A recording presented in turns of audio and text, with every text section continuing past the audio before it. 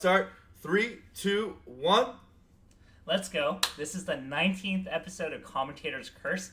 We are here just because I was in town and Blur had some time. We're at the Twitch offices doing this on the middle of a Tuesday to do Big House. Normally we do it at 7:30 Pacific time on Thursdays and sometimes Wednesdays, but we figured this was a golden opportunity. How are you doing?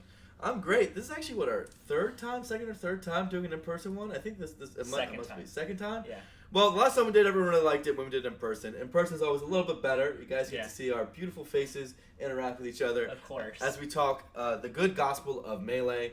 And what a time to have an in-person episode, because this is the week of Big House, the week of one of the big three tournaments of the year. Yes. I consider Genesis, Big House, and EVO to be roughly that nowadays. And we have a heck of a preview for you guys because we have the confidential information. We know the seeding before it's out. And we also have the crews to talk over. We're going to preview doubles. Every little thing we're going to talk about as we lead into Big House, which is going to be a heck of a show. Yes, and so this is our primary focus. There wasn't too much last week. So we're just going to focus on Big House. I think it's a great time to do it. Yeah, we could talk about tournaments of last weekend, but we could not. Because this is going to be all about Big House. And it's also going to be, I think, a shorter show than normal. You have to leave in like an hour and a half or something? Yeah, the reason why I'm here, I'm recruiting at Berkeley. For people who actually did send me a resume, the reason why I haven't really responded is because I'm still collecting everything and I'm talking to management to see if we can get a good fit for you guys. So just letting you guys know if you guys are still interested, I'm still open. And if you guys haven't heard a response, I'm still in the middle of recruiting. So my apologies. The plug. Well, that's cool. That's awesome because that's exactly the amount of time I think we need to talk about Big House. So let's just get right into it. Should we talk cruise since that's the first event? No, let's not talk cruise. The first thing we can talk about is the news that happened this week. Actually, we can talk about some of the news. There's been a lot that happened in the last 48 hours in Smash Brothers. Particularly that Leffen got his visa. Yes. And that's going to be a big focus of our preview. Because now we have the question looming over the Big House. Is Leffen going to celebrate by going to Big House and winning? Is that going to be the celebration? Does he feel like he's ready enough? Because frankly, and this is true, he didn't know that he'd be able to go until extraordinarily recently, right? So is that, there's also other factors, like you have to book a last minute flight. There's a lot of things that go into whether he should go or not. And I mean, at this point, this is the Wednesday, right? Yeah. Big House in 2 days. So, and we still don't know if Leffen's going. I think we'll know if he somehow streams today. If he streams from Sweden, then we definitely know he's probably not coming. Because he'd probably fly over today, not even tomorrow, right? If he wants to survive jet lag and whatnot. Yeah. So it's tough. I think that the hardest part about all the predictions is there's actually two separate paths with Leffen or not Leffen, right? No, actually, Joe Guy actually confirmed yesterday that he's not changing the bracket, regardless of whether or not he comes. I mean, it's too late now. I mean, it's just unfair to the Big House staff. And what's really funny is Curly W actually does a lot of the brackets for Melee, and he calls this the Leffen special, where he does not know whether or not Leffen's coming, and at the very last minute he shovels everything. This time around, Robin said, let's stick to it. There's a lot of schedule conflicts. There's commentators in the fields. Yeah. Whether or not Leffen's here, all the pools are still going to be the same. Yeah. Speaking of commentators, I had an agreement with Joe Guy that I want to enter Big House, but I don't see myself in the pool. I gotta talk to my boy because I don't know what the hell happened. I'm on the master list, Rob. I don't under Melee singles, and I didn't get put in. I better be in that bracket. I practiced yesterday. My hands feel good. It's gonna be great. As Blur Top 32, the dream. I think it's gonna happen. It's gonna be like H-Rock and Pac South. Dude, that'd be amazing. Please don't get drunk, because both of us as H-Rock's mentors had a heartbreak that time. I don't know what you're talking about. H-Rock is a professional and would never, ever, ever let that get in the way of his Super Smash Bros. Melee performance. Oh, of course. Of course, right. Anyway, with that question looming over us of whether Leffen's going to come, there's still a lot to preview. And I guess maybe first off we could talk about Cruise because that's going to be the day one tournament. Yes. So per tradition, it seems like every event or every large event runs their own special flavor of Cruise. Last year we had regional Cruise, and we're coming back again with the top 8 teams with the most votes getting in. I actually put out a Yahoo article, so if we could put that in the stream chat, you guys can follow and preview with us. Should we go ahead and post the link? Absolutely. Just post the link in the chat. That'd be funny if I got banned right now In your own chat? But anyway, the Cruise, and I think they're separated in roughly 2 tiers, are listed on that link. We'll probably put maybe in the description of the YouTube video for smart and we remember. Yeah. But otherwise, you can just look it up on Yahoo Esports. The clear favorite crew is Florida, which, whether you like it or not, has both Mewtwo King and Hungrybox, 2 gods, and Plump, and Wizrow, and Cobalt, and by the way, they threw in a Wobbler in there, Drug Sloth. So it's like, that just sounds like the crew of death, right? Like, how do you play against this team? Because you send out your Fox player, and let's say he does well. You got Mewtwo King on FD, man. Like, there's so many big things that will crush you. Yeah, it's tough. Like, you have a person like Plup, who I think is extraordinarily valuable in crew battles because of his character diversity. Sheik, Samus, Fox, he's able to go them all. There's some when we broke down some of the matchups, we were like, wow, his Samus just beats everyone in the opposing crew. Or then you have Mewtwo King where you have FD. I believe this is no bans in the crews. It's no bans. It's no bans. They're mimicking the Melee games format, and I read the rules. No bans. I think that that's always been a topic of discussion, whether you have 1 ban in crews or no bans. I typically like no bans in every format of Melee. I think even best of 3 should arguably be no bans. Interesting. But that's a topic for another day. But they're going to go with the no bans format, which makes Mewtwo King even stronger, makes Hungrybox even stronger because of Dreamland. And, you got Cobalt FD with his Marth potentially. If he goes Marth and Cruise. You got Drunk Sloth wobbling you on FD. There's angles here. I don't know if that crew can be beat. I honestly don't know. It's really tough because with Mewtwo King's Marth and Hungrybox's Jigs, they can't be super hard counterpicked. But let's say they have a floaty like Peach or Samus, you can send in Hungrybox and he's going up 2 to 3 stocks in that. And Mewtwo King's probably going to go up 2 to 3 stocks against whatever spacey. So basically in crews, the way it works is the bigger the crew battle gets, the more the bottom half of the team matters, right? Yes. The more the depth of the team matters. But in a 5-man crew battle, your top-heavy crews like this. Well, this one is actually just well-rounded, but but your best players having really really good players, god level players, makes an even greater impact because if Hungrybox just takes 7 stocks, crew battle's over. Yeah, right. It's like the baseball versus basketball analogy. Like in basketball, you're carried by star power. Yeah. In baseball, you can have 1 star player, but that's not going to carry your team. Right.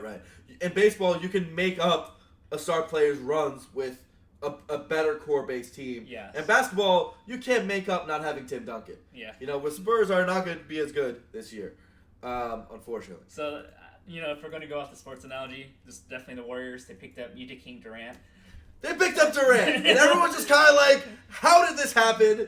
Everyone's kind of pissed off about it, but, what can you do? The rules are the rules. Mewtwo King lives in Florida. Hungrybox does not, but you know what? We're going to put him in there anyway.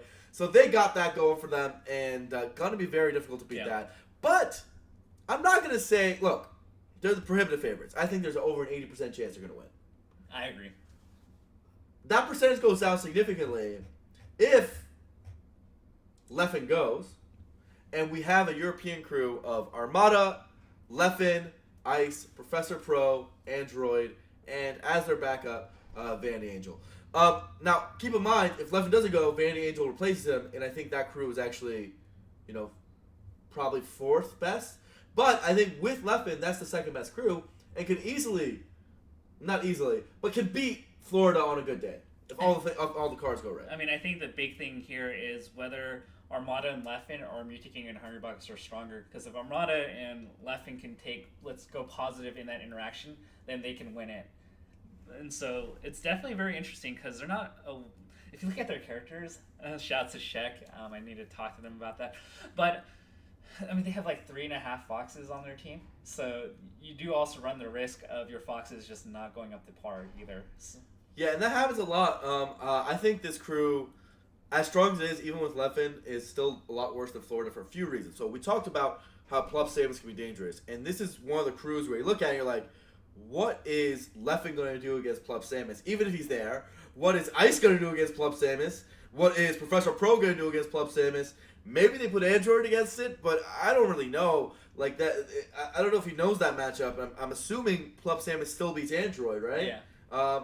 And like you're left with Armada, and Armada against Plup Samus. I mean, that's probably gonna be a trade stock scenario, right? Like floaty versus floaty. You don't want to use Armada Peach stocks on another floaty. You want to use Armada Peach stocks on a fastballer, which can zero death and gain stock advantage for you. Yeah. You don't want Armada trading, and that's such great value. Like, if your star player is trading with their third or fourth player, then you are losing on that end.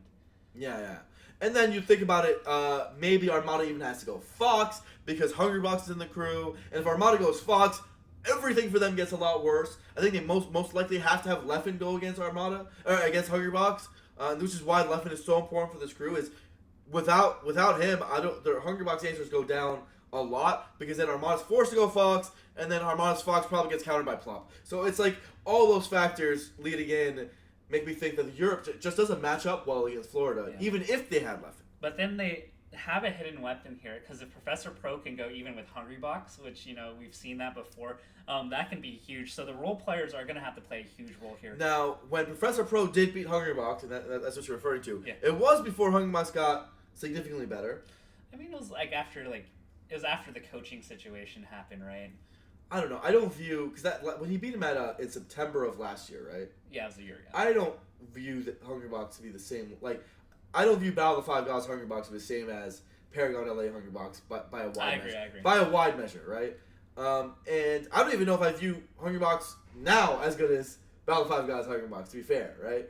But are they saying Evo Hungrybox? Evo Hungrybox. Evo Hungrybox. Though that's probably the peak of his skill. But, they could take the gamble. And I think in their position, the gamble might be worth it. Yeah. But it could also go really badly. You just get 3 stocked. It's so rough, right? So I think Europe, if they get Leffen, they probably still have the second best chance. But if they don't get him, they're going to have to gamble with Professor Pro and Hungrybox and gamble on Armada taking 6 or 7 stocks to really stay in it. Yeah, I totally agree. So it's going to be interesting. Fox is that type of character that can barely win you by 1 stock or lose by 3 stocks. And that's why Fox is always such a risk. Yeah. Because your whole team could be good, and then that one Fox just blows it for your team. And it's just too much of a deficit to come back from. Yeah, Fox has historically not been the greatest crew character. Even when he wins, it's usually it's very rare to see a Fox go on a 9 stock streak. They'd have to be super hot. Now, one of the best crew statistics I've ever seen was by Fox. That was Silent Wolf in the melee games, but I think he just had a huge skill gap over his opponents. But in terms of the biggest crew battles of all time, some of the best runs we've ever seen have generally been by floatier characters because they're able to hang on to their stocks at higher percentages and not just get gimped, right? And then lose stocks on their way of domination, right? Yes. And so, should we do SoCal or NorCal? I think they're roughly even in skill, depending on who you talk to. I think this is NorCal's crew. Their strategy with no bans is very interesting. Okay. And the reason why is because they brought 2 Ice Climbers in for this lineup. And, in a case like Florida, for example, you can send Diskit Boogie against Mewtwo King's Marth or Sheik on FD, and Diskit Boogie will probably come up on top. And if Plup goes Sheik, then you can send Nintendude in, and he's probably going to come out really positive. I don't think Plup's going to go Sheik against this crew. I think Plup's going to go Samus. He'll want to go Samus against everyone but Shroomed and probably Pew Pew in this crew. Against their Zoo, the 2 Ice Climbers, and SFAT. You frequently see him go Samus. So again, I think Samus is probably going to be his pick. He's probably going to be used as an Icy Slayer. But one thing to note about the Florida crew is they don't have a Peach. And so they don't really have a great IC's answer except for Wizrobe. And that's really, you look at that Florida crew, and no matter how you analyze it, every facet we look at it, they have, an answer to all these problems. Wizrobe's going to be a great answer to Ice Climbers, right? Though I guess, historically, he hasn't done that well against Ice Climbers. On paper, we always say Falcon against Ices should be good, right? Yeah. But Nintendo Lifetime still has a positive record on Wizrobe, as far as I know. I mean, Wizrobe's very hot and cold. I think we remember the CEO set where he dominated DizKid. Yes. But in 2016, he's really inconsistent, and sometimes he just loses. And I think counterpicks are going to be huge here. Cobalt's typically also very good against characters like Ice Climbers and Ice Climbers in general. I think Cobalt's the strongest out of these 6 players. For against Ice Climbers? Yeah. Yeah, I definitely don't think you put Mewtwo in. I think Pleb Samus is a good option. Wizrobe's still a decent option, and Cobalt is still a decent option.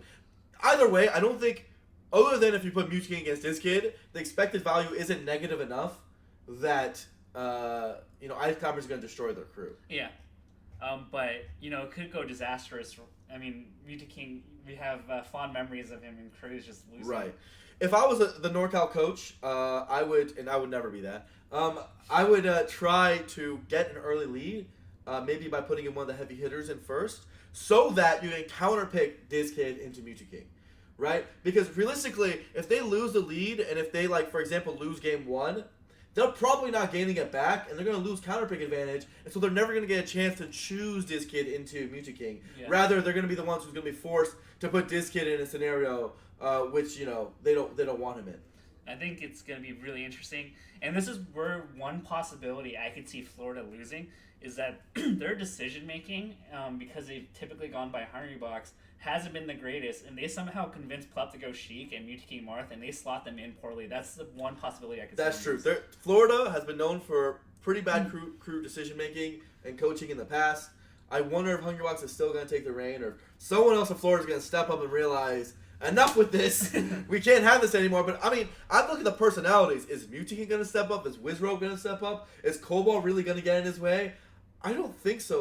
Who's going to be the guy in the back who's going to be like, no, Hungrybox, how about we don't put you into Mango? How about we don't do that? I mean, they overcompensated last time, right? Because they saved Plep to the very end because they specifically wanted him to counterpick Mango. Yeah. But then they ended up sending Gatsu in against West Balls, and then that pretty much threw the crew battle wide open. Yeah, exactly. So, that is a big factor, right? Yeah. If they get out-coached.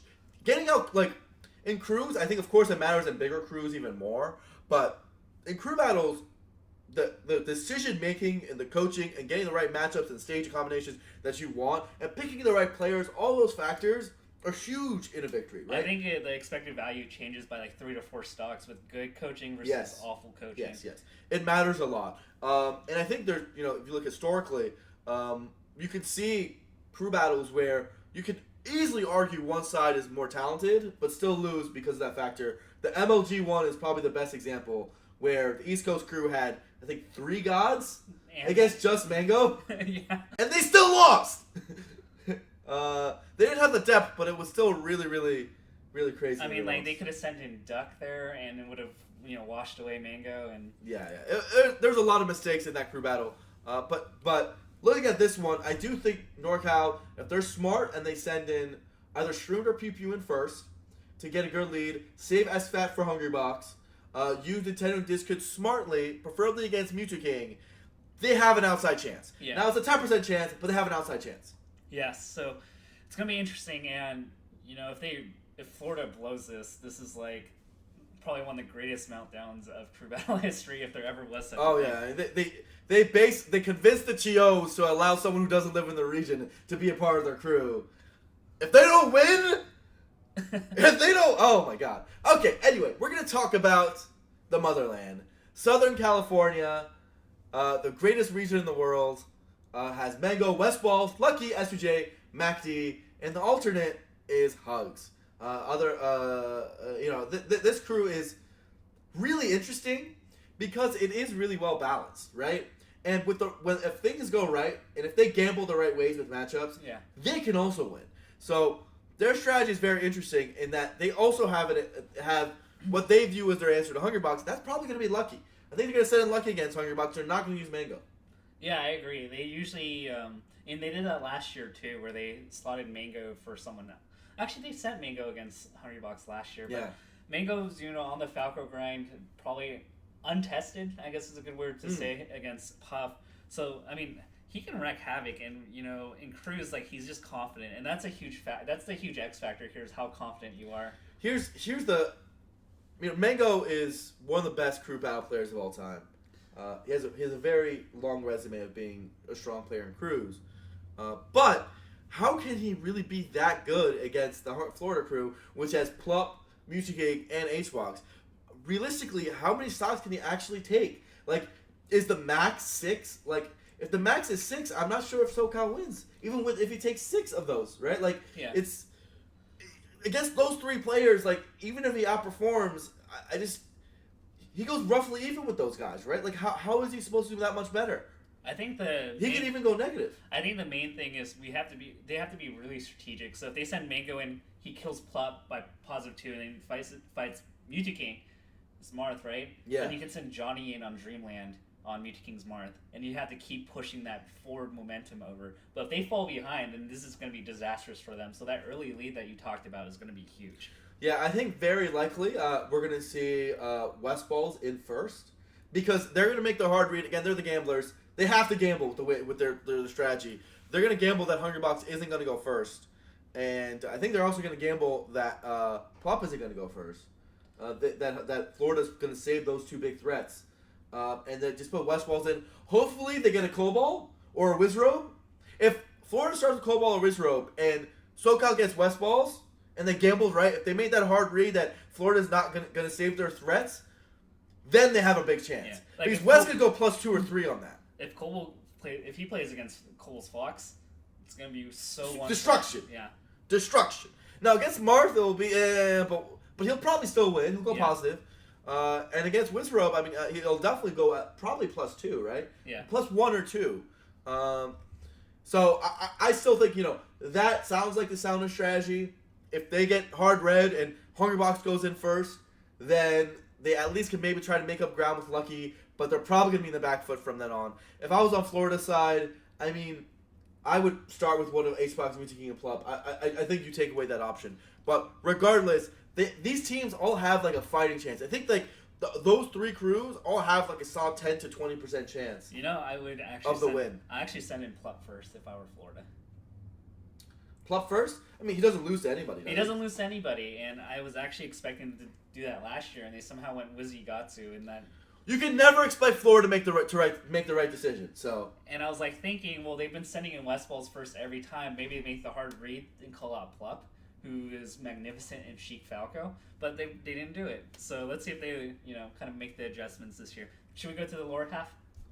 Yeah. So we're gonna run through these ones rather quickly. The lower half crews, but just to preview them, Canada has Kage, Kirby Kaze, Ryan Ford, Nun, Nightmare, the 6th God. And Trulia, who's been on the up and up for a long time now. What do you think about this crew? It's a wild card. I mean, they upset NorCal last year, and they have a lot of heart, and they have a lot of pride in making sure this works out.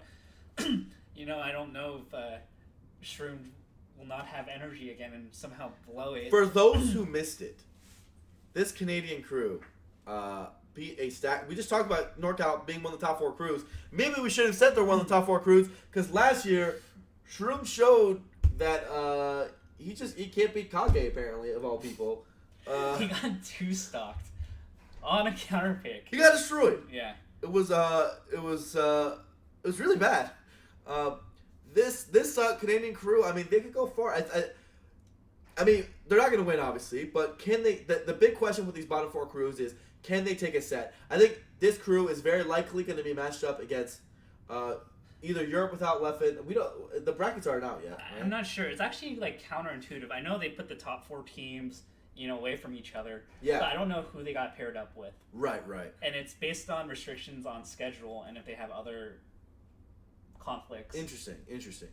Well, regardless, this Canadian crew is very likely going to be a 5th, so they're going to playing I think either Canada or NorCal, very likely, right? Yeah. If there's no Leffen, they absolutely could beat Europe, right? They have a chance. They have an outside chance, and they were kind of close last year in semis. Yeah, I mean, they don't have a great answer for Armada, but you know what? You got to believe sometimes. Yeah. So let's go up. And the Midwest is very interesting. They pretty much keep the same lineup last year, but they don't have a bait this year, and I think that's a huge loss for them. Yeah, Bate, for whatever reason, has been less active this year. I don't really know why. I think he's going to a wedding this time around, and so that's why he wasn't able to make Yeah, but in general, like, he just hasn't been going to as many tournaments this year. Yeah. So I'm not really sure why. Miss you a bait. Please keep going to tournaments. Duck, Kels, KGH, Abu, and Face Roll. Face Roll, living in SoCal right now, but I mean, he's Midwest too. So that's acceptable. An alt is, and what an alt to have is Dark Rain. Yeah. So, the legend. Obviously, this crew, they've got Duck and the Goons. It's Duck and the Goons. Duck and the Goons, man. Like, it's tough to think that this crew could take a set, right? Yeah, it's gonna be tough because when you look at how stacked the other teams are in the top four, like it's really hard for me to see them forming any advantages at any point in the crew battle. Yeah. Because if they win by, it seems like they're gonna be trading stocks at best. Maybe they take a one stock advantage, and in the counter pick they're gonna get screwed over. Right. I mean, if you just think about it, there are 10 players in a 5v5 crew battle, and against Florida, Midwest. Florida might have the 5 best players, or 5 of the 6 best players. Yeah. 5. That's how do you win like that? Like, no amount of coaching really makes up for that kind of deficit. Like. So. Yeah, exactly. It just you're excited because all these people they love each other. They're the homies. Just don't see the talent quite being. Talent's not quite there yet. Maybe next year, but it's gonna be tough. Number 7 is the Southwest crew. This is actually very interesting for them because we have 2 veterans on the crew that have been out of practice, but they've been taking Melee serious again. There's talks that Taj is taking Melee serious for Big House 6. Right. Just to talk about the members, it's Axe, Wobbles, Taj, Ty, and Commentator, who is the only non-Arizona member of this crew. He actually lives in Utah. And yeah, so like you said, this crew, like if you took it a few years ago, even better, right? Because Taj, perennial top 20 player in the world. Wobbles, I mean, he's been a top 10 player for much of his career. Axe, top 10 player his whole career. Commentator also was a top 20 player for much of his career. Ty, of course, always saw like top 50 player. Like again, like a lot of players that maybe their stock isn't high right now, but if they tap into those reserves and tap into the potential that they've all shown us, they could do some damage. They could do some damage. I don't know if they can win anything, but they could do some damage. I mean, imagine if like they played Florida and Wobbles took 4 off of Muta King and like 2 off of Hungry Box. Wobbles a crew battle master. I mean, this is a team that you have to be you can't underestimate them because their counter picks are actually really strong. They have Morants for FD. Like basically, this is actually a strange situation where they actually kind of have an outside chance against a team like Europe that's playing 3 Foxes. With the Pikachu. You know what? It's possible. Yeah. Pikachu FD, Ice Climbers FD, double Marth FD. This team is really aided by the no bans rule because they got FDs on deck. Yes. So. And so my only problem is I don't know if they're ever gonna have counter pick advantage. How they're gonna be picking FD against 1 stock instead of 4 stock because they have to if you're again, I don't know if coaching can save this crew against the absurd monstrous crews that are in the top 4, but if you are a crew captain in this crew, you should be trying to win that game 1. Yeah. You need to win that game 1 because your only strategy is FD. Yeah, pretty much. That's your strat, right? So, yeah, I mean, I think out of most of the teams, other than maybe Canada, I think they have a potential to make a big upset. Right. And I hope they go for it. I wonder, on that, they're obviously going to have a lot of fun. We might even see Taj Mewtwo. Who knows? But this is a crew with a freaking Mewtwo, Luigi, and a Pikachu, and Ice Climber. What's going on here? That's the AZ low tier classic. This is if they win, they're legends. Look at that. That's such a sick crew. Yeah. And then we go to the last one. I think they're actually their own tier. I'm so sorry. This is the crew that, frankly, should have gotten voted in. It's largely going to be 30 minutes of Chew Dat trolling and Chillin' Dude rapping. This is Maryland, Virginia, with Chillin', Chew, Zane, Wenbo, and Cypher Phoenix, my good friend, with Peanut Phobia, a Yoshi, as their alt. So, I mean, Zane, he's gone a lot better. People are saying that he'll be the best in MDVA in a year. Some already say he is. And then you have Chillin' and Chew, of course, but I don't know. I can't think of a strategy that will quite work for them. I mean, wish you best of luck, but I just don't see this team beating anybody. Maybe, if we gave them the Nintendo, maybe they'd have a better chance, but... Nintendo is taking the easy route, He definitely, he had a choice. He could have done either crew, I think. Yeah. And he said, I'd rather not do this. And he decided to go with NorCal instead. How the times change, how quickly they switch sides, how quickly they take up a new banner. Nintendo's a turncoat and never trust them with anything, guys. Yeah. I mean, no offense to Wembo and Cypher, but maybe if we turn that into Laud and Smash God, maybe they would have more of a chance. It's actually shocking. If you look at the list of Big House and the top 100, almost all of the top 100 is going, right? Yeah. But the ones missing are almost all MDVA. MDVA is stronger than this. MDVA is a good region. I mean, let's list but they don't have all their guys. I mean, let's list all their players that are not here. So there's Red, Milkman, yes. Wad, Smash God, Plank, Hat, Siren. Yeah. There's a bunch of people. You just listed 8 people. That's a lot of people. They got Peanut Phobia on their crew. No offense to Peanut Phobia. He's your friend. He's a good guy. I mean, NDVA, it's the home of Smash, right? Literally. It is. Smash Brothers as an esport. When we list all the people that have, come from that region. Yeah, I mean, it was the best region in the world. Again, we talk about Chillin' and Chew, Taupe, Siren, husband, wife, Azin. Myself, Azin. Legends of the game. I like that you snuck in yourself. Well, no problem. But overall, Maryland, Virginia, long time known as the best region in the world. No longer the case. Hasn't been the case for a good decade. But still really strong. Never really went out of being a top 4 region, right? They're stronger than this. They're stronger than they're showing on that paper. Yeah. But they're just missing their guys. And to be fair, they bring out hot fire raps. And for whatever reason, they have the anti-Hugo gene, whatever. I don't know what they did, what's in their water. Yeah. If they get matched up against SoCal, the best we can hope is that we see either Chillin' or Chew against Hugo, and we can all live happily ever after. Yeah. But to be fair, I have to clarify something here. Alt only will play if for whatever reason somebody just disappears from the venue and pulls a Wizzy. They will not be allowed to swap into alt unless that person is just not at the venue for some reason. Oh, is that how it works? Yeah. Interesting. I think that's fair. I like that. Yeah. In general, I don't really see any of these crews using their alts, right? Yeah. Who has the best alt? Zoo and NorCal? You'd want to have a flex pick of Zoo, right? That's actually useful. Yeah. Rather than double ice climbers. Maybe against a crew that has Peaches. There's only 2 crews that have Peaches in this whole... Well, I mean, I think that the worry for NorCal is if they get seeded against Europe, and there's no Leffen, and it's Vanity Angel and Armada. Well, Vanity Angel's not very good against ice climbers. Is that true? Have you watched the Chew set? Oh, yeah, he got bodied. I don't think he's very good.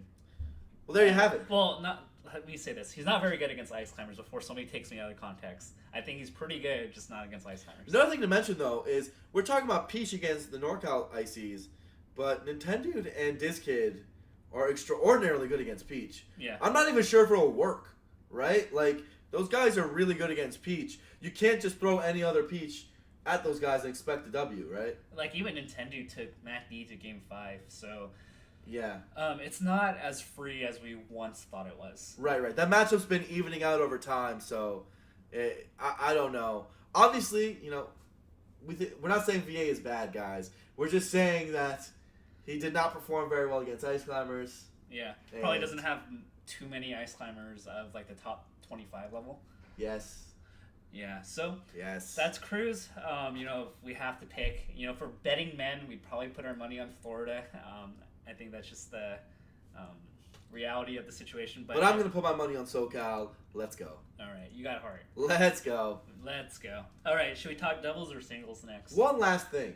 Yes. I want to talk about before we move away from this crew battles is, can I just say that one thing I object to in this whole conversation is our good friend Hugo's mentality about this crew battle.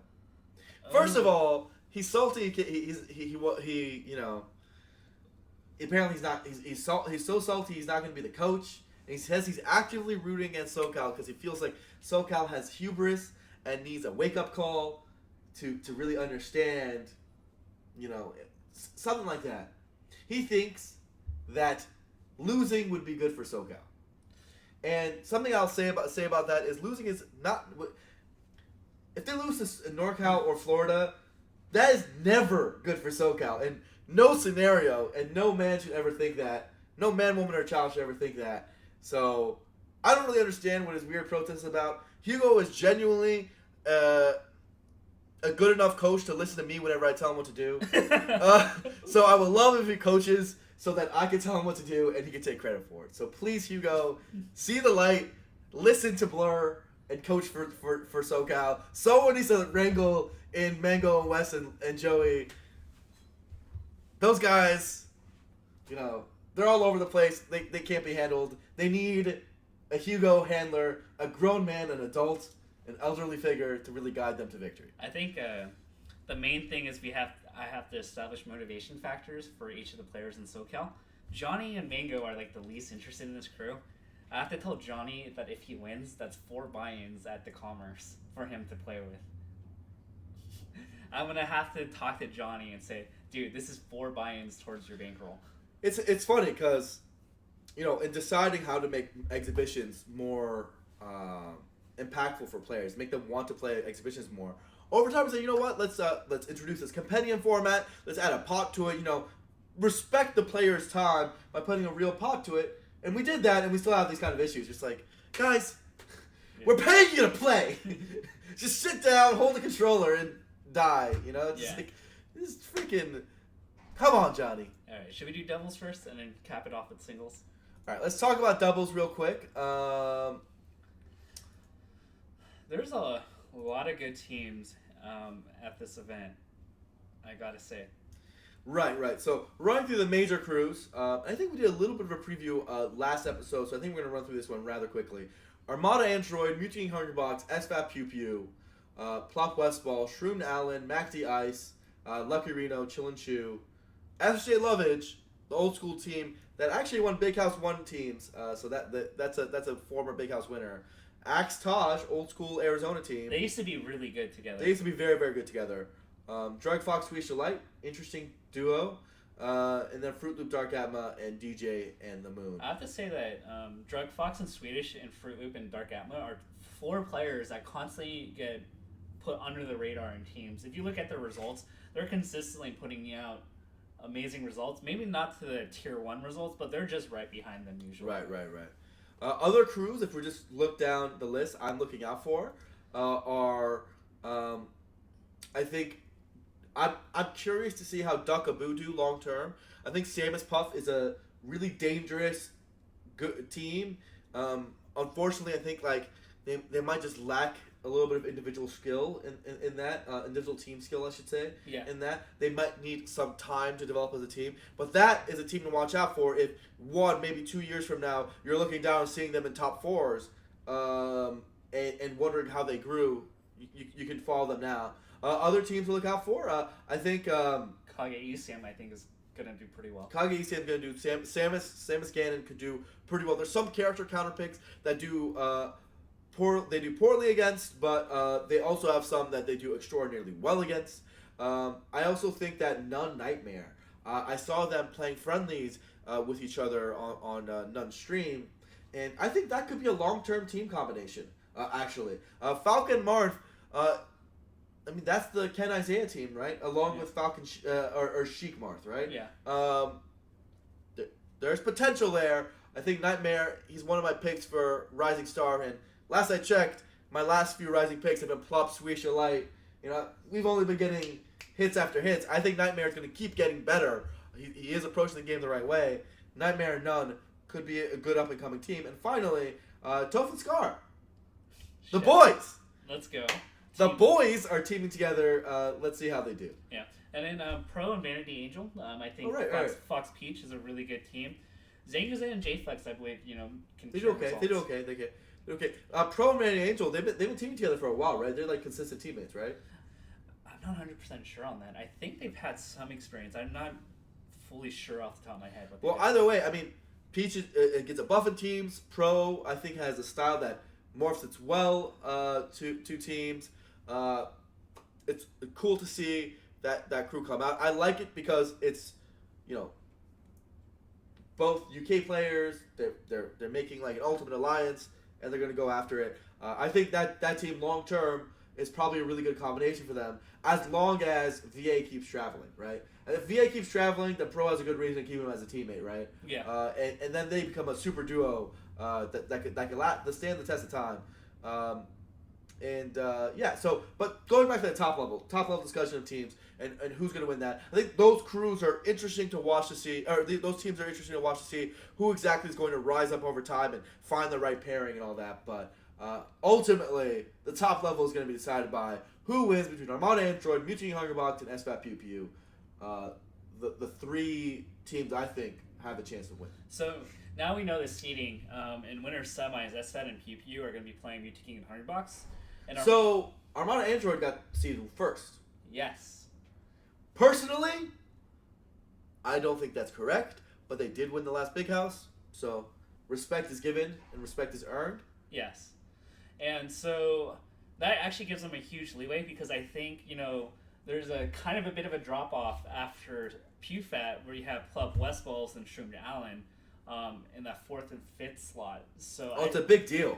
Not having to play one of PewFat or Mutiny Hungerbox during semis is that's a huge deal. Yeah. When there's 3 good teams, seeding matters even more. And Armada and Android were the one who got the nod at the end of the day. Yeah.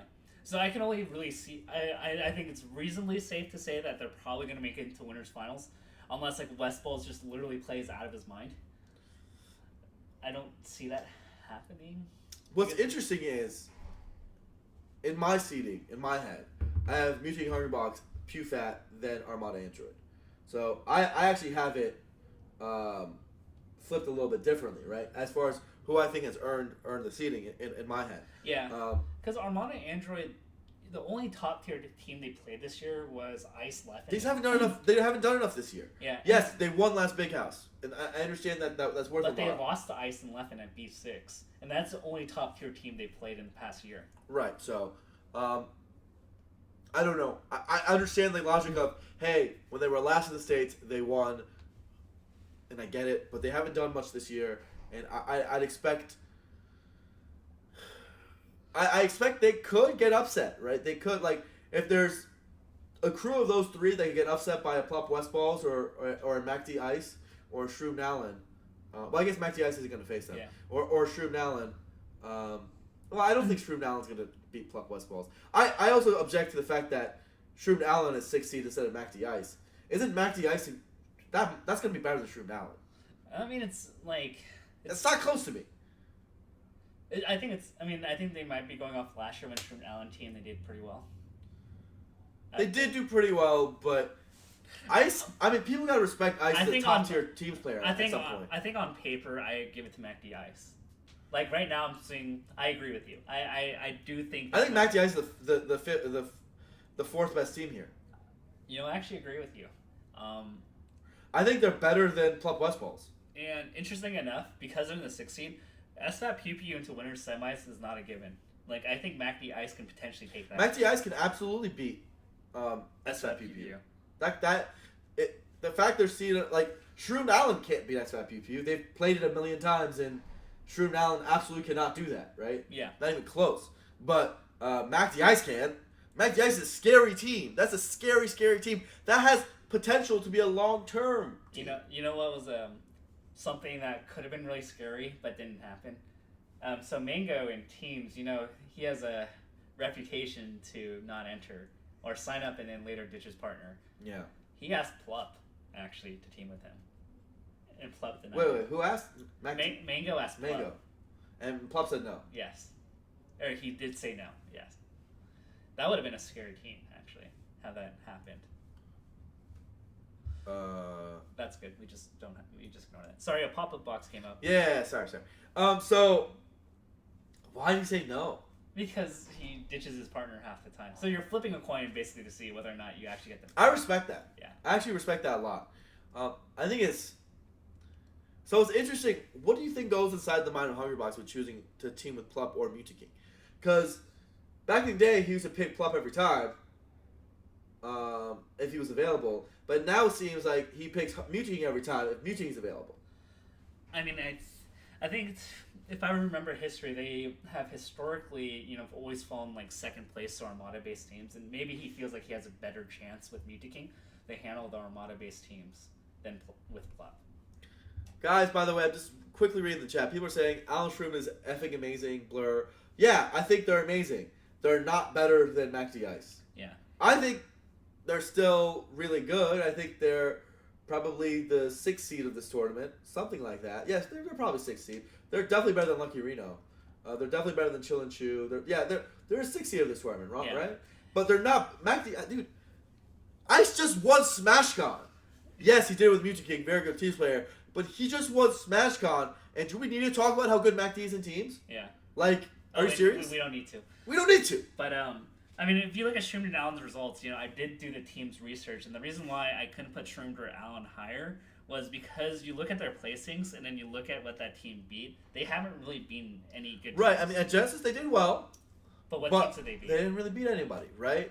And to get that far in this tournament, they have to beat some people. My personal opinion, I think the bigger question is, so what do you think? MacD Ice, SFAT, Pew Pew, do you see that as an upset potential? Yes, obviously the potential, but do you see that happening? To me, it could straight up happen. I think I wouldn't call it an upset, believe it or not. It is an upset. Well, I wouldn't call it a big upset. Okay, let's see. Thought experiment, right? If you heard Ice MacD beat PewFat, how surprised would you be? Would you be, oh my gosh, that's an upset, or wow, I could actually see that? It's not Hugs versus Far. Yeah, definitely. Yeah. But that's how I think about it. It's like how big of an upset is basically, if I imagine that scenario happening, how big of a reaction would it have? And frankly, I would have a minor one at most. Right. And that shows how good we perceive MacD and Ice to be. Yeah. We talked about the teams ranking in last episode, and you had MacD as, you had him as top 5 in teams, if I'm correct, in terms of the eye test. In terms of me playing him and how oppressive I feel. Right. That's the eye test. The field test you had was extraordinarily good, and both of us had Ice in our top 10 in terms of results. Yeah. For sure. So by that logic, that's a very very very good team. I think that SFPP is still 80-20 favorites. I like them still. I think it's 2-1. Okay, sure. Yeah. I think it's still 80-20. The reason why I think that is because, like I've said many times on the show, I love Pew Pew against one floaty, one spacey teams. I think MacD's not going to be able to hit them. And if you're asking me which Fox is better while the floaties are zoning each other away, in teams, I pick SFAT every time. I pick SFAT as, the best Fox in teams hands down. No questions asked. So I expect him to win that 1v1 against Ice. Though he has shown times to struggle in the past, Ice is really good at teams as well. Yeah. I think the main thing here is that the little things of coordination are probably going to be the X factor here, and that's why I would probably give it a PFAT. But I think it's going to be really close. I could see a 5-game set here. Yeah, it could definitely be a 5-game set. And then, assuming SFAT Pew Pew make it through that gauntlet, they have Mewtwo Hungrybox next. So again, I think SFAT Pew Pew just got the hardest bracket possible. The chance of them winning has gone way down. Would you rather play MacD Ice or Lucky Reno? You'd rather play Lucky Reno. You'd rather play Lucky Reno by a lot. So there's not only a difference between first and second seed. The difference between second and third seed to me is a lot too, because I think Maxi Ice is a super killer team, right? Yeah. So after that, they play Mutating Hungrybox. I still think it's that people are going to win against Maxi Ice, so I do think they'll make it at least that far. And then, but Mutating Hungrybox, I mean, whew, that's a tough set. Yeah. And one thing we will say is, if PewFat win this team's tournament, I think this would be their biggest win ever by a large margin. Right? In terms of difficulty, absolutely. Difficulty, yeah. Strength of schedule.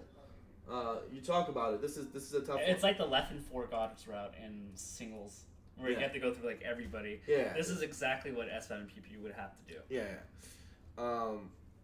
So if we're looking at the top level, who do you think is going to win between the three teams? Now that we know our seeding, I think I have to give it to Armani Android. Like you think just because they got seed 1, their road's just that much easier, right? I mean, like, they're probably not going to worry about the 4th or 5th seed, so they're already going to be strategizing and just be watching the other winner semis match and just prepping, whereas like the other people are going to have to grind it out. And and mental stamina is actually really important, and that's the weakness that I've noted of PewFat is that they can go through one set, but when the longer a tournament goes, the more they kind of fall apart. And this is kind of the thing of, can PewFat really play enough of those high-level sets without, like, kind of just getting exhausted? I think PewFat's going to get exhausted. That's my personal opinion. Dweb in chat mentions that Blur acts like he didn't come to Mewtwo guys completely obliterating PewFat. That did happen, but I'd like to remind you that Mewtwo King, arguably the best team player in the world, is not MacD. So I do think there's quite a bit of a difference there.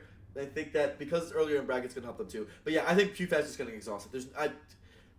My chance, I had it as basically an even split between the three teams, with maybe a slight edge to Mewtwo Hungrybox as my picks for who wins. But I think my chance of PewFat winning has gone down to maybe 15%. Yeah. Like, it's gotten a lot lower, because I think going through Maxi Ice, Mewtwo Hungrybox, Armada Android, and then one more of those, in grand finals, is just a little too much, right?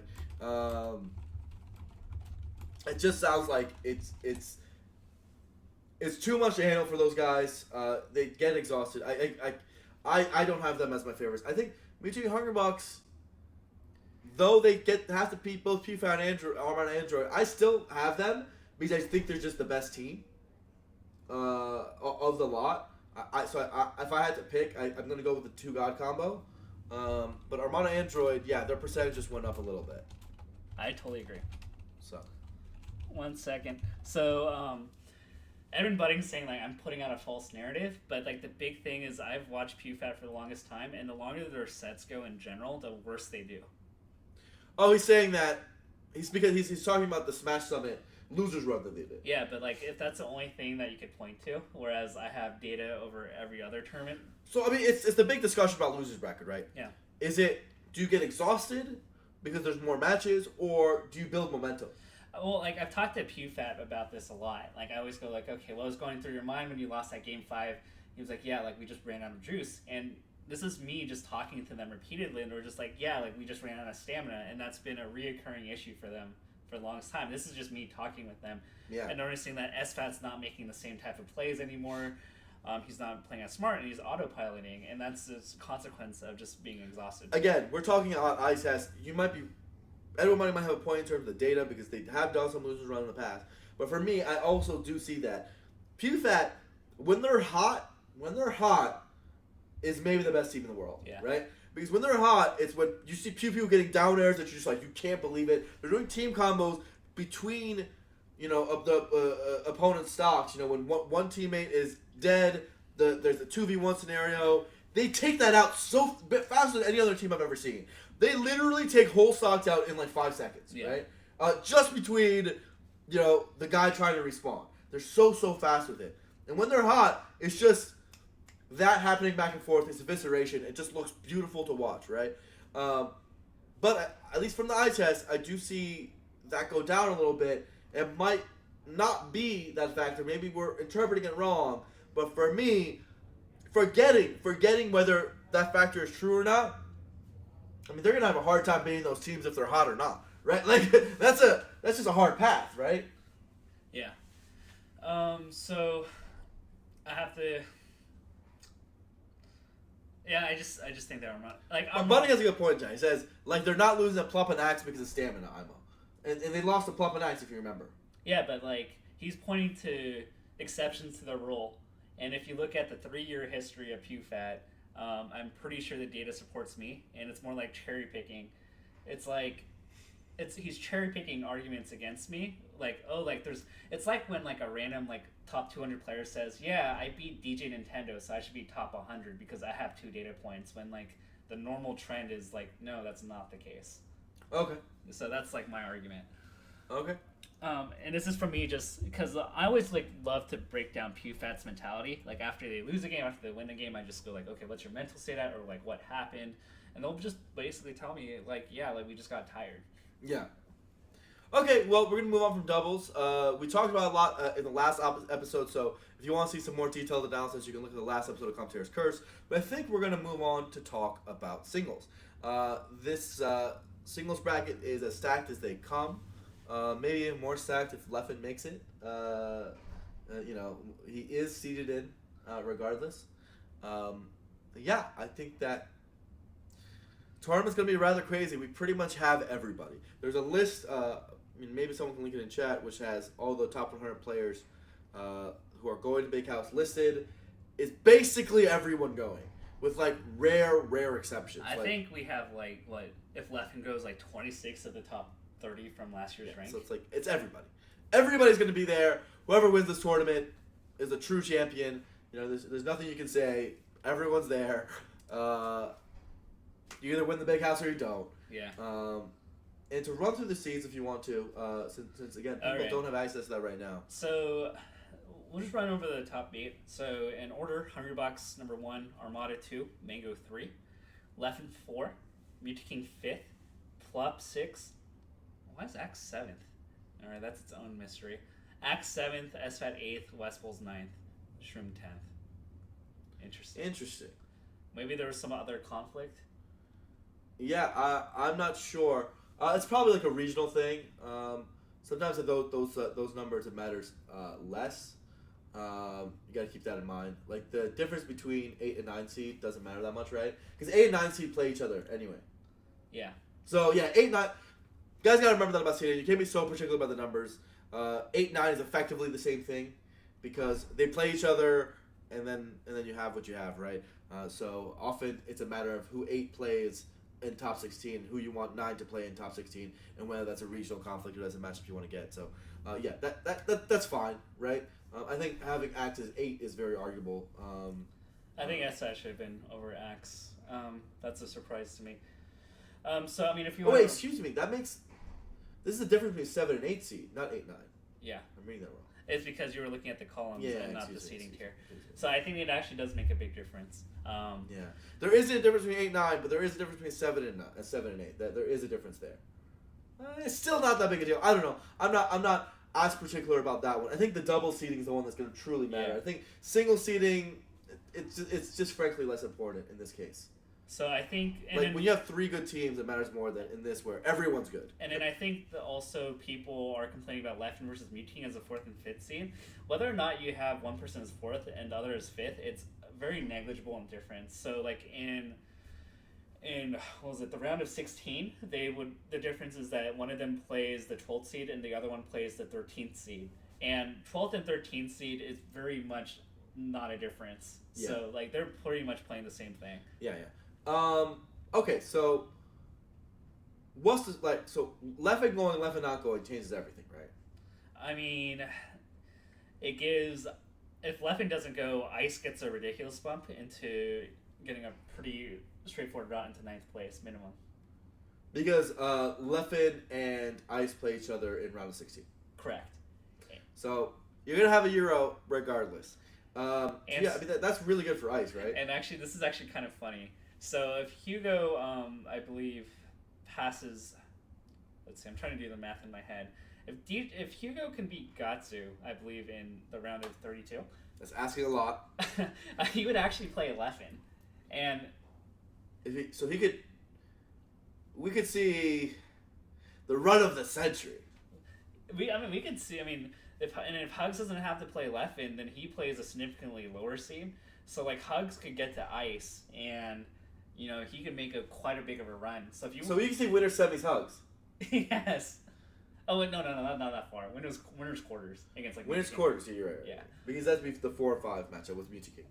And he would have to play ice, so it's like there's an outside chance that if you want to gamble big on fantasy, hedging your bets that Leffen's not showing up and Hugs can beat Gatsu, like you can double down on that and get. Or you can bet on Gatsu, which sounds like a smarter bet right now. I'm just saying who's gonna play Leffen. How about you bet on Gatsu? That's what I heard. Gatsu would, because Leffen would play most likely 4% in the first round. Let's go 4%. And Gatsu could have a good. Gatsu can have a good run. Gatsu can have a run. So if you are hedging on fantasy right now, Gatsu is a potential guy that you can mark down. Yeah. And then like if you just look at the top level matchups, we have Armada Mango same side, and we have H-Box versus winner of Leffen Mewtwo King, or Mewtwo King Ice, likely, same side. Yeah. Right. And so that's like the biggest top level matchups you can look at. I guess first we could talk about, well, there's also Plup at 6, so Mango has Plup on the same side, right? Yeah, that's going to be very... Feels like Plup runs into Mango every time. Yeah, and to be fair, half the times it's not even intentional. It's just that Mango loses early. Yeah. And then they run into each other for like 9th place. And like Plup has had so many losers run sabotaged by Mango. And I guess Mango's saying, well, you got me at EVO the last 2 years, so I'm going to ruin your life for the next year. Yeah. Which is funny because like I think intuition says, hey, Plup is a really tough matchup for Mango. He can lose that.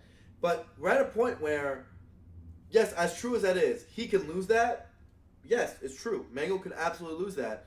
But Plup's at a point where the threat he poses to most players is more than they can lose, but and it's more that Plup's favorite to win, right? Or Plup is even with that person, right? Yeah. And Mango has become one of his worst matchups at the top level rather than one of his better ones. Obviously, Armada is harder for him. Yeah. But I personally want to see him against Hungrybox more. I want to see him against Mewtwo King more to see how that goes. Leffen more. But we keep seeing him against Mango, so we'll see how that goes. I think we talked about it a little bit on the Scar and Toph show, where I wish like you have people within certain tiers, and if everybody keeps going to the same events, then you're just gonna keep having Mango versus Plup. And I think it'd be nice if we could shuffle within the same tier. Yeah, I think that's just generally good. I think the problem is no TO wants to be the one to do it, right? They don't want to be the one that, we are on the show, we're being so particular about seeding, but you have to vary it up a little bit, right? Yeah. And so I do think it's good that it doesn't just go standard every time. And in doubles, we talked about how much it affects it, but hey, you know what? At least we see some matchups that maybe we wouldn't see otherwise, right? And singles the same thing. You can't be too particular. I think being too particular is a little ridiculous. Yeah, but at the same time, this I think also West Bowls was the victim of this last year, where he just kept playing Armada every time. Or there was that one 2-year stretch where Johnny would play Armada round of 64 every national, and just oh dang, I played Armada again. Yeah. So I think it's tough because again, no TO wants to be the one to do it. So we see the victim of it, but I personally want to see that more diversity. Just no TO is really incentivized to be the one to go on a limb. So I'm not sure how to fix it exactly right now. But whatever. In this case, we have Plup Mango. What do you have odds on that? I think it's a 2-1 on Mango side, especially if it's best of 5. And Plup, I have to. It's very big of a question mark on what character he goes. Dweb makes a point earlier that Plup generally wins in winners, and Mango always wins in losers. And this would be in winners in this case. But those two cases, I think both those cases were best of 3 and maybe one best of 5. So it'll be very. So best of 5 favors Mango. I think best of 5 outweighs the variable of winners and losers. The big thing here is does Mango randomly lose before? Who does he have before? He has Mike Hayes, so I think he's pretty safe. Um, let's see. He has Mike Hayes into Wizzy or Drug Fox. So I think he's pretty safe until Plop. Wizzy is not as easy as it sounds, but I think his Falco is just too good, right? Like, yes, his Fox could potentially lose, but he's going to go Falco, so I just don't see it. I mean, if you actually look, this is also the narrative of, like, when we kind of overestimate the lower seed just based on, like, one set. Right. Like, the last recent sets of Mango Wizzy, if you look at Wizzy's like, never taken a set, has he? No, he hasn't. And some of them have been really lopsided in Mango's favor, where it has not looked close. And once in a while, like, it could go to game 5, but a lot of times it's actually like 3-0. Yeah. So outside chance, I actually honestly think that if Drug Fox could get past Wizzy, that Drug Fox actually has a better chance against Mango than Wizzy does. Yeah, I agree. So that's interesting. I mean, I mean, I don't know how else to explain it. I haven't looked at it, studied it extensively for the people that aren't like top 10 level. Yeah, I think that. So okay. Let's just run through the world of Leffen going. Leffen going. How far does he get? Does he win them? He went. I mean, God, I think the main thing is that EGLX, he had 1 week to prep for that, and then he had another week or two to prep for Gommel, and I think that's when he hit a straight spot. But now we just see him playing Overwatch, doing his boy band stuff on Twitter. Like, he hasn't played Melee in a while, so it's nothing short. It's not one of those comebacks. This could be an EGLX instead of a Gommel, because at this point, it's been almost the same amount of time. I mean, Gommel was back in May or April? It was a while ago. May, and I think his Leffen claim was that he wasn't really playing the game ever since after June. That's a long time. Yeah, it is incredibly a long time. And as much as he's been playing Mewtwo. He's been playing Mewtwo. He's been playing Overwatch. I think he learned about his visa this week, so it's like he's gonna get in shape in 1 day, 2 days, because he has a flight too. He'd have to catch. Yeah. I just don't see. I don't think Leffen's gonna come.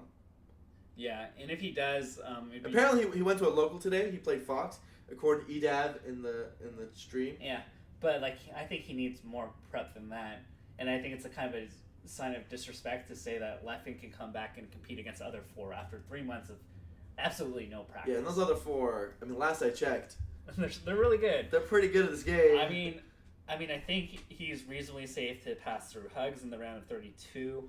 I think Ice could give him a little bit of run for his money. I'd still give Leffen the favorite there. Yeah. But then he plays Mewtwo King the next round, and I'm not sure if I can make him the favorite. Yeah, I don't see it. I think Mewtwo King is actually a dark horse in this whole event, because he's going to have an easy winner's quarters, right? Yeah. Whereas everyone else has a hard winner's quarters, right? Yeah, by being the worst seed here, he ironically got the best. Best seed, right? Yeah. And then, okay, so what's bad about it is he still, even if he gets no Leffen, he'll have to play Hungrybox, which of all the opponents is probably the hardest for him in the entire event, right? I would say so. By a long shot.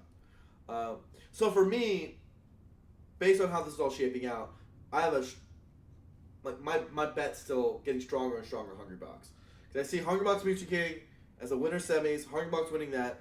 I think Hungrybox winners finals is all but guaranteed, right? Unless, and here's where SFAT at 8th seed gets tricky. We have SFAT Hungrybox. I don't know. He might not get past West Balls. But then SFAT has to beat West Balls. So I don't think SFAT might not beat West Balls. In fact, probably won't. I'm betting money on West Balls every day of the week in that. Right. So, but who does West have to play before that? Okay, so for the because West can lose at any point. All right, let's just scan for Sheiks. All right. He plays MacD, right? No, West plays Chudat. For that can be. You're right, Chudat. Okay. That's a pound rematch if I remember correctly. Dude, he might lose that. He can definitely. He can very easily. He's not great against Ice Climbers. And then he has Dark Atma in the round of. That's a Sheik. That's a round of. That's a good Sheik. So that's a potential upset alert. I mean, I would still say West is the favorite, But like I'd give Dark Atma like a 1 out of 4 chance of winning that set. And 1 out of 4 is a lot. Yeah. That's what I mean. When you're comparing a top 10 seed versus like a 60th seed, like that is. Yeah, that's a great chance. You take that any day. So, could Chudat make a run? Because he's beaten SFAT before. He can be West and he can be SFAT. And then he could be against Hungrybox. This is one of those brackets that Fantasy Alert can be very favorable for Chu. For Chudat, right? Chu would have Captain Face roll in the round of 64, which is very... I don't remember the last time he's ever lost to a Sheik, so sorry, Face roll, I have to give that to a Chu, and then he would have to play West Bowls, and then after that, if SFAT makes it that far, then he has SFAT, so Chu can make a run for at least 9th place with that bracket. It's very doable for him. Yeah. And as Edwin Budding notably points out, Chu has beaten Hungrybox before. You have to shave a few years off the results. It's like 2014. Yeah, but I mean, you know what? 2014? That is like really recent when you think about it in the grand scheme of things. But then, when was the last time HBox's lost to an Ice-Climbers? Wait, when is the last time Chu beat HBox? It was Zenith. It was like a... Zenith 2012? I think it was 2012. Did he play HBox in that tournament? I think he did. I know he played a lot of... He did really well. I think I remember that set. And obviously he won at Pound 5. Which was even before that. Yeah, that's a long time. 2010, right? 2010? Yeah. And so it's going to be very interesting. Chu could be top 8 at this event. I mean, let's assume he loses a Hungrybox, and then I don't know how loser shuffles, but just have to win one more match. And, you got Yagas, and Chu probably gets sponsored, and Chillin as his hype man in the back. It'd be great. You know what? I kind of want this to happen. I think that's a huge possibility for Chu. So, if you want to bet big, Chu at the 24th seed, I don't know how much he's valued at. maybe if you pick Chu as your fantasy. Chu's always a good fantasy pick, man. Yeah, I mean, he always overperforms, and he has a bracket that... He's one of the greatest players of all time. Yeah, I mean... You got to pick that.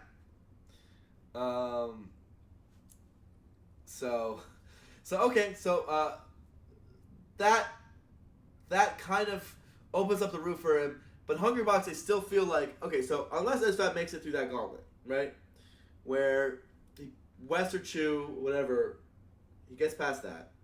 There's... Wait, who does he have before the West round? Who? Who does he have before the West or Chu round? SFAT. SFAT, let's see. 8th, 25th, None. He's pretty generally good. Yeah, he's going to beat None. He's going to beat None. I mean, None could take it. I could see an upset potential, but... I doubt it. And then he has Taff who can't... no. I'm done. Yeah, that's not going to happen. So I think West or Chu, either hard opponents for SFAT. So he could not make the Hungrybox. But if he does, we could see Hungrybox being stopped early. But otherwise, I mean, what do you count at? What chances do you give Mutate against Hungrybox nowadays? 15. 1 out of 6. Well, that's pretty good. That's probably better than I'd give him. You give him like 10? 1 out of 9? 1-9. Not 10. 10% sounds too low. Like 1 out whatever. of 9 or 1 out of 8. Like 12. 1 out of 8 is what? 12.5% or whatever? Yeah. So. I mean, it's something like that. I think game 1 usually tells the story, right? I think there's a couple factors, that you have to balance. Muta King is practicing, to be fair. It's just that I haven't really seen him play Fox very much. Which has been the continual problem, is that he sticks to the strategy of not using Fox in any other matchup, in any other game, not even practicing the character, and then complains that his Fox messes up tech skill when he goes on the big stage. It's like, what do you expect, bro? Like, I mean, you're just gonna pick up the character and beat Hungrybox? Like, well, I mean, if there's ever a time that Hungrybox is more vulnerable, it's now. Because when he lives in the middle of nowhere in terms of Smash population, and like he's focused on his job, he coaches Little League soccer on his weeknights. Like, how much does he honestly care about Melee compared to when Little League soccer? Yeah, you can look at his Twitter. Wait, what? Look at his Twitter. Why is he doing that? I don't know, because fun? I think so.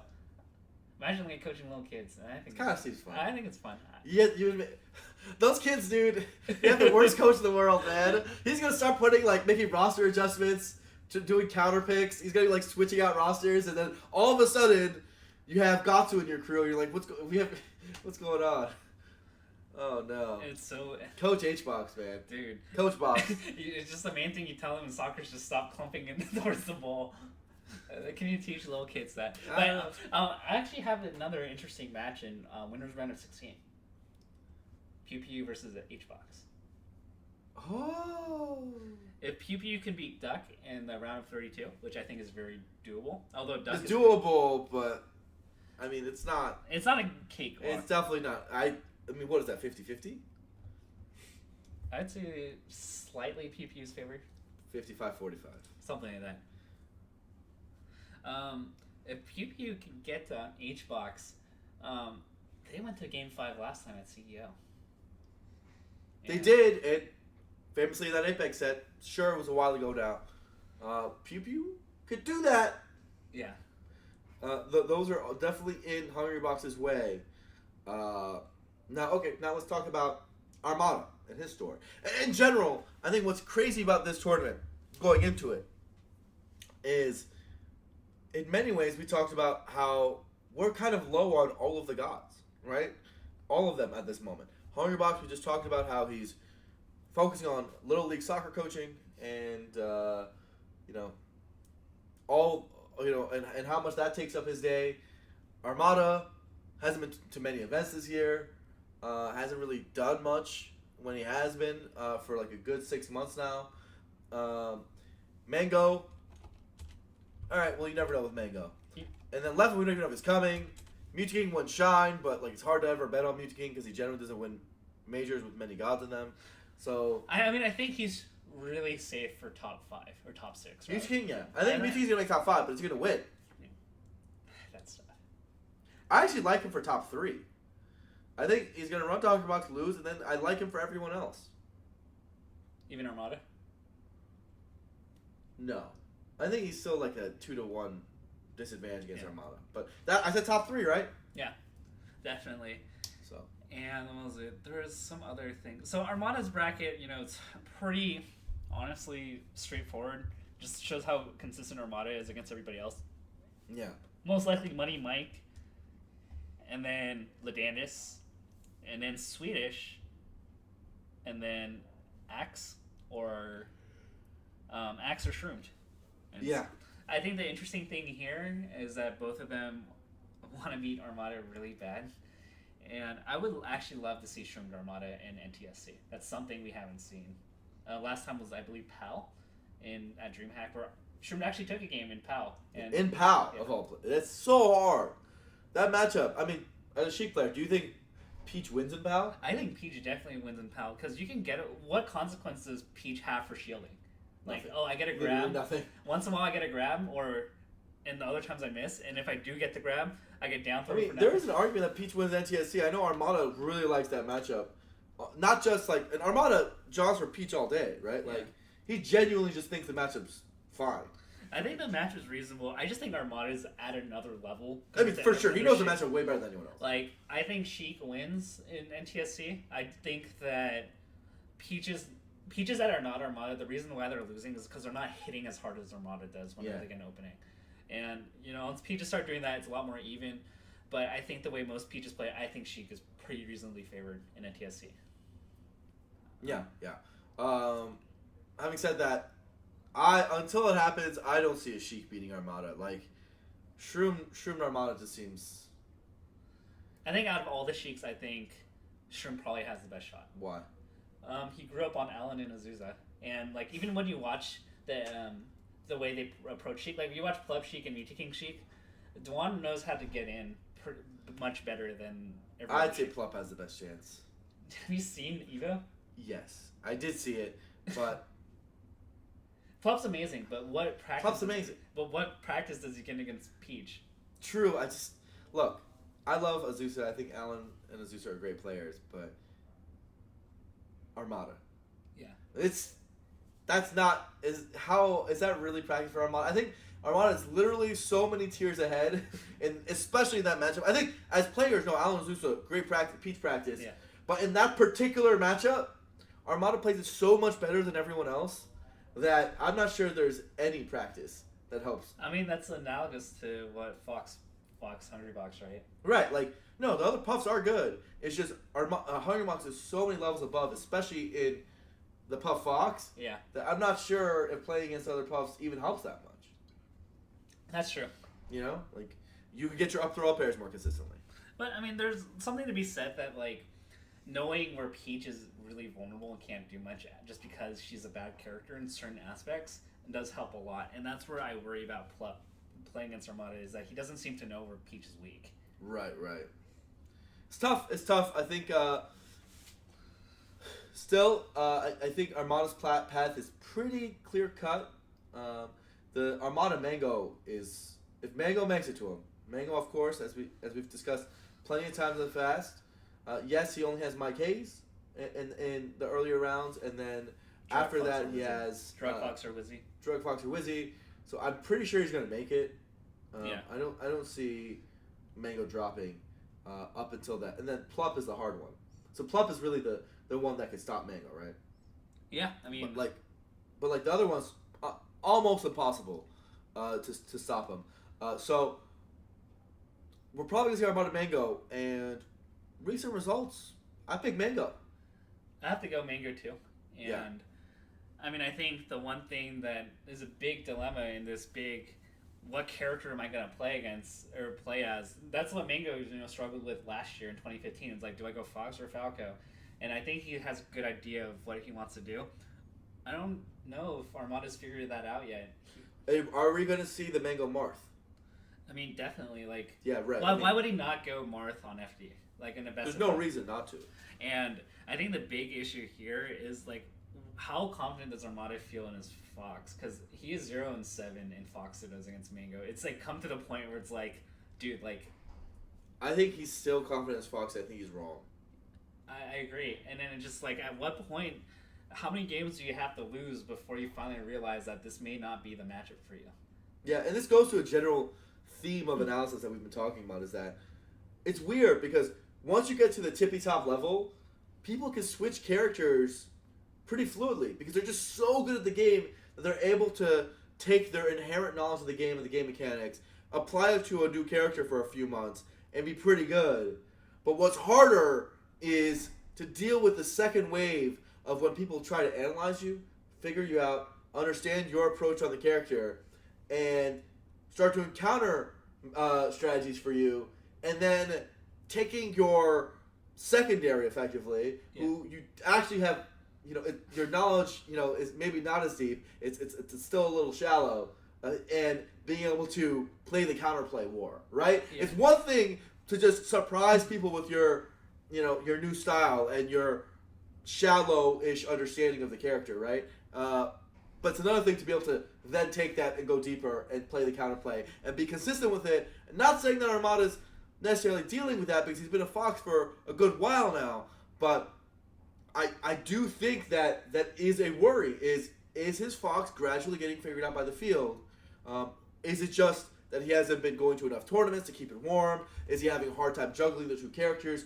I'm not sure which of those factors it is, but if I was coaching him and he was playing Mango, I would tell him not to go Fox at all. I think, so I've talked to a lot of top players, and I'm just like saying, okay, what's the issue with Armada's Foxes? Armada's Fox against the very elite players that he just can't seem to overcome. And what they're telling me in pseudo-private, because some of them are pretty open, is that Armada has played such a defensive character in Peach, and you carry certain traits of it, but he hasn't quite figured. His punish game is phenomenal, but he can't seem to close the gap very cleanly, and that's what they're abusing of Armada. Is that he's going to play a defensive every time, and if they let Armada make the play as Fox, which is what you should be doing as Fox, he tends to make the incorrect play and gets punished really hard. So essentially what Armada's relying on is just like similar to his Peach. He's relying on his opponents to kind of make a mistake in their approach, and then he combos you to death. Fox is way worse at that. Yeah. Fox as a character is not built for that. And sometimes I watch his Fox and he's like full screen length away. Yeah. And he tries to play the whole match like that. It's like, man, like, I'm not sure if you're taking the advantage of the character's strengths, right? Yeah. And when you're playing like a Mango or a Leffen who are perfectly comfortable, if you give them breathing room, they will take every advantage of it. Yeah. And That's where Armada's, we tote Armada as 10 out of 10 in like every facet of the game almost, except for maybe his approach game is a little weak, and that's where he's going to need to figure that out. And I don't know how he figures that out in one tournament where the only way you really learn those skirmishes is by skirmishing against good players. Right. Where Mango is probably the skirmish master. I think he's probably the best of ever at figuring out skirmishes. And, that's quite a skill because the king before him, Ken, was also really good at skirmishes. Yeah. Ken, he made, wine out of water. He made lemonade out of lemons. He always seemed to figure out a way to make weird situations go his way. And I think Mango's been like that too. And the weird thing about top level is because people's DIs get so good, they go to the final tier of options, right? Yeah. They, base level, 2 noobs playing. The first option, probably the worst option, is the one that you have to cover. Yeah. You have to cover, is he going to double jump towards you when you down throw? Or like wake up Shoryuken if you play Street Fighter. Yeah. The scrub Like option. if you throw him off stage, is he going to double jump into you? That's like base level. And then the higher up you go in level, the more tiers and layers there are to the counterplay. And so the top tippy-top guys are playing at an ultimate tier, the last layer. And so being able to adjust to the weirdness that you don't usually see in matches because you don't see that smart decision that often is what really separates the good from the great. And to add, this is why I think Mango gave Hungrybox a lot more respect, because Hungrybox played that defensive gear his entire life and didn't learn to skirmish against the better players, and that's why the better players always won. But because he learned, hey, I have to learn how to play this aggressive skirmishy style to win, that's what made him a better player. And I think that's the next step that Armada needs to do, is put himself in situations where it's not 100% risk-free. Because against good players, that strategy is not going to work out for you. You're not going to find enough. Yeah. So that I think it's curious. I do take Mango on that. I think we're very likely going to see Mango versus H-Box as our winners finals. Ooh, that'd be very interesting. Right? That looks like what it's going to be leading into. They'll be marching into that. I don't know if that'll end up being our grand finals, because again, I do think Mewtwo is going to be lurking in losers after losing to H-Box, and who knows what he'll do. If Mango loses that, I can see me taking in the grand finals. It could be, right? Yeah. But he'd have to go through Armada, right? Yeah. So yeah, we might not see Mewtwo King Mango, which at this point I'd probably favor Mewtwo King for. So it's interesting. This might be it's a pretty good bracket for Mango, right? I mean, the big question mark, I think his lead up isn't that bad. Plup is the rest are pretty good, right? I mean, I think out of everybody that he could be playing, I think Plup was probably the worst guy he could get. I don't know. I'd be scared for him if he played another encounter with SFAT. That's true. I would be terrified for him. In West, I mean, I just watched him play friendlies against West yesterday, late into the night. Dude, West. By the way, again, blur eye test. Take it for what you will. West looks good. West looks really good. Now, he could run into a Sheik or he could run into a floaty, and I actually throw that prediction away. But, dude, I think West is just ridiculous right now. I don't see SFAT winning that. I don't see. I mean, if West against Fox is literally incredible. I think you would have to give me tremendous odds for me to bet SFAT in that. Yeah, I don't think SFAT would win that. I think West is nuts. I think it's like the anomaly that SFAT wins. Like SFAT's won like 1 or 2 times over the years. I think West is just so good at that matchup that I just don't see him having much of a chance. Yeah. So Especially we both agree on that. I mean, I think West is just the SFAT slayer. SoCal, baby. So it's it's super interesting. When's your flight? Do you have to leave soon, or probably have to leave. How much more time do we have? Huh? Probably have to leave at like 3:15 at the episode. Okay, cool. So we have like 45 more minutes. Cool. Maybe 30 more minutes. Probably 30. Okay. Yeah. Cool. So let's think about overall predictions with this. I think I said earlier I still have Hungrybox winning, despite worries about what kind of shape he's in. I do think him having Mewtwo King in semis is good. I don't think SFAT's going to make it to him. I think it's probably going to be West Balls. And I have Hungrybox Mango. Mango does sound like he could just win that, but only if he can make it to that. But Mango has to go plug Armada, so he might not even be there. I don't think I have Armada at almost 0%. I don't like Armada's chance against Hungrybox. It can't be 0 though, right? It's not 0, but it's like 30. I would say like 15 to 20. You think it's that low? That's For like us- Mewtwo numbers. for Armada? No, I'm saying Armada chances against Hungrybox. I mean, I consider that almost a coin flip at this point. You still have 50-50. I don't. I have Hungrybox favor. You do? Quite, I think 70-30, yeah. Oh wow. Quite significantly. I genuinely don't believe in Armada Fox. Now in that matchup, he can play that way a little bit, but I don't especially if Armada has to do 2 sets. I think the big thing here, I mean, I talked about it, is Armada and Mewtwo are the type of players that prepare for one matchup really well, like on the schedule, right? If he has one tough matchup, you can bet he's theory crafting, practicing all night. Top 8, if Mango gets there, Armada has to think about Mango's Fox and Marth. And then immediately after, if he wins that, has to play against Puff. So he has to prepare for 3 matchups, right away. And under those circumstances, I just don't see Armada winning against both. Yeah. So I think the Mango H-Box 1-2 punch is just too hard for Armada. Yeah. And at some point we have to say that. Look, Evo, at the end of the day, he still got second. He was still basically a hit away from winning. So I mean, he was a full stock ahead of Hungrybox. Maybe I'm being too harsh. Maybe that's true. But I think that you have to look at the grand scheme of things and think about Armada's results over the last 6 months. I mean, but how impressive is it really? I mean, if you really think about it, what was his bracket run in Evo? And this is the generosity of having the first seed. Yeah, we talked about him making grand finals, but he had to beat Plup and Mewtwo Plup to get there. Yeah, that was his run. I mean, that's the ultimate dream, bracket for him. Ultimately, the question mark is, can he beat Mango in H-Box? And he hasn't proven that over the last 6 months. Yeah. I mean, so if we kind of trace back, right? All summer, we haven't seen much from him. Evo, we really didn't see much from him. Although he did get close against Hungrybox, what the Fox 2? Mango just kind of ran over him. And those are the last impressions we have of Hungrybox in the past 4 months, if you really think about it. And at Gommel, he kind of... You mean of Armada, sorry. Of Armada, right? We look at what the Fox, we look at Evo, we look at Gommel and EGLX where he forfeited. This is